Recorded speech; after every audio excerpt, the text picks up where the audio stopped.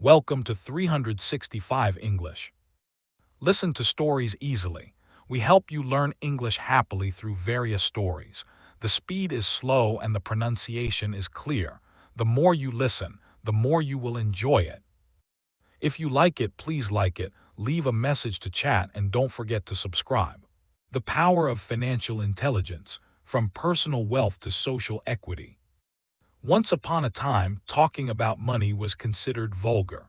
Many families, schools, and even mainstream social culture avoided conversations about money. However, as the times evolve, we begin to realize that not understanding the operation of money is more dangerous than talking about money. Financial intelligence education has emerged in this awakening, moving from individual destiny to social structure, and has become a force that cannot be ignored. For individuals, financial intelligence is a basic survival skill.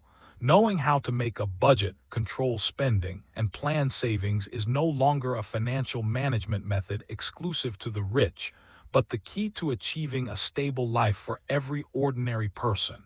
Many studies have shown that people with high financial literacy tend to rely less on high-cost lending tools such as usury, and are more willing to prepare emergency savings for emergencies. Their lives have a greater sense of security and autonomy. A simple example is how to use a credit card. People with low financial intelligence may only see the convenience of spend first and pay later, but ignore the trap of high interest rates. People with high financial intelligence will use the credit cycle to accumulate credit scores and improve loan conditions. This gap directly affects their future keynotes such as buying a house, starting a business, and retirement. Another major significance of financial education for individuals is to enhance retirement security. The pace of modern society is accelerating. The traditional family support function is weakened, and it is no longer realistic to rely on children for retirement. A person with a financial plan will start to save for retirement from a young age, invest in retirement accounts, and lay out long-term assets. Financial intelligence is not only related to the quality of life now, but also determines the dignity and freedom of old age. In addition to empowering personal destiny, the more profound significance of financial education is to promote social equity. When more low-income families master financial knowledge, it means that they have the opportunity to break the intergenerational cycle of poverty.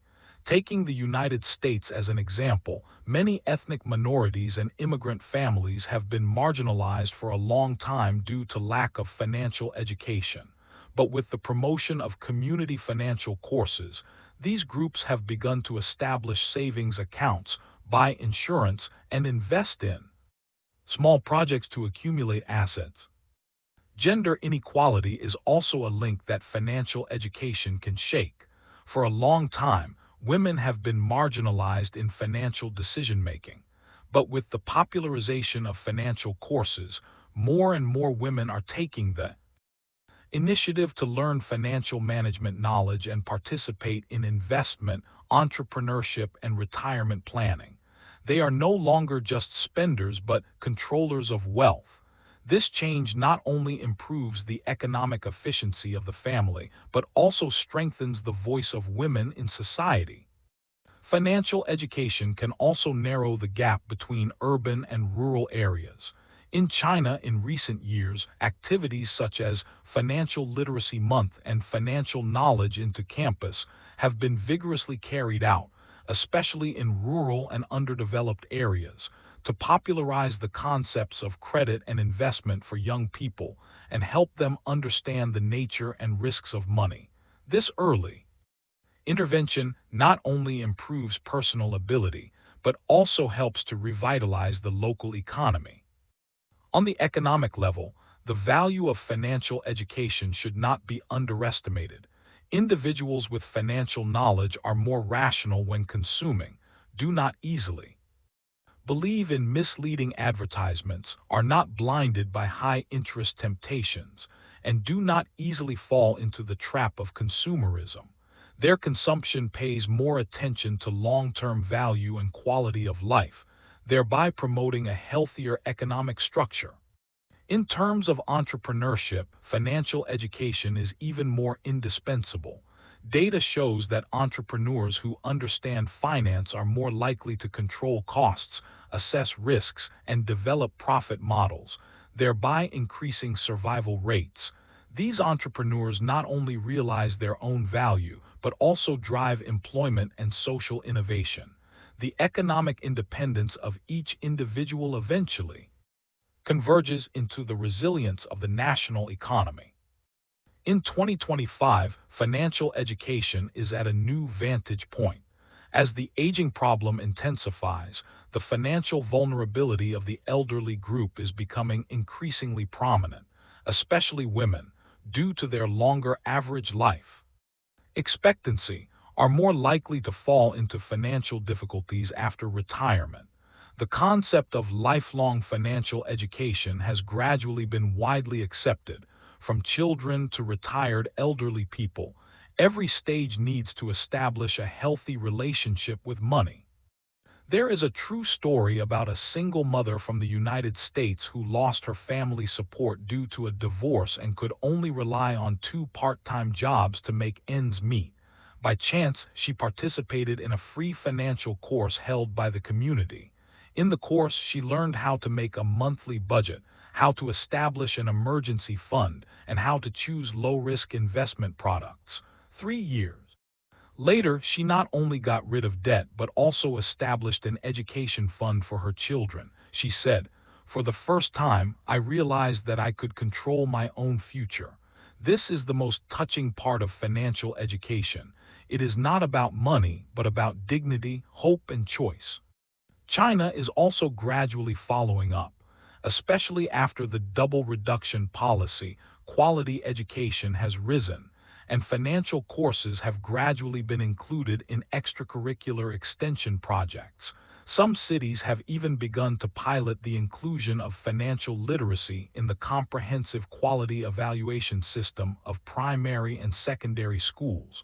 Rural areas are also using financial technology platforms to popularize financial knowledge for farmers, such as the Credit User Training Project, to help farmers establish credit records, obtain better loan conditions, and inject confidence and motivation into agricultural production.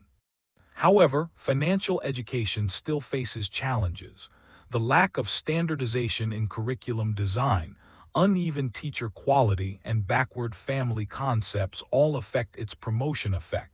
But it is undeniable that society's perception of financial intelligence has changed from optional to compulsory course. Parents want their children to be exposed to financial knowledge earlier.